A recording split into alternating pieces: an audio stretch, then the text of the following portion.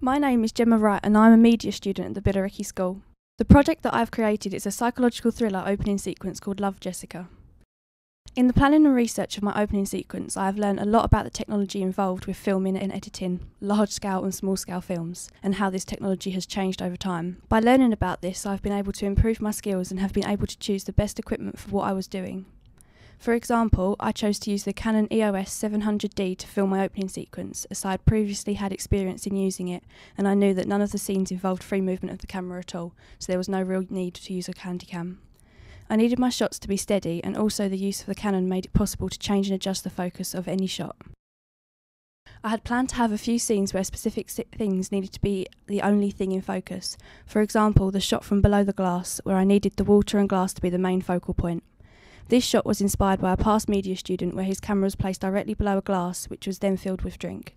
In his it could be considered a close-up, but that could be seen was the actor's face and part of the bottle, whereas I wanted there to be more in the frame, so mine was a wider shot.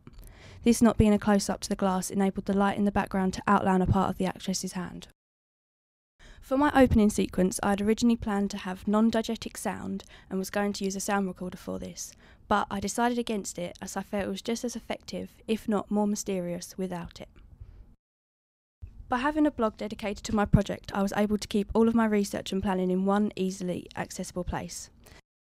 This meant that during the production of my opening sequence, I could easily refer back to anything if I needed to.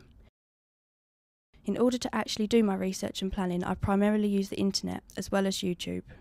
On YouTube, I found many really useful video tutorials which inspired me to be more creative.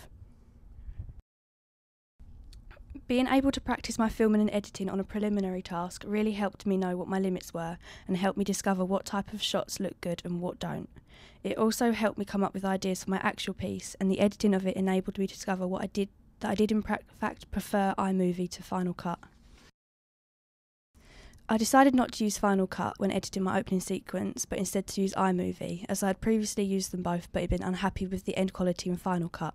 I also found that iMovie was easier to use and had all the same features as Final Cut, so I decided that. After I'd produced my final draft of my opening sequence, I realised that some of the footage was quite orange, so I used the colour corrector feature on iMovie to reduce the saturation of these scenes. I was going to slow down the clip of the glass filling up with water, but after watching it a few times I felt that it made it too over-dramatised, so I returned it to its original speed.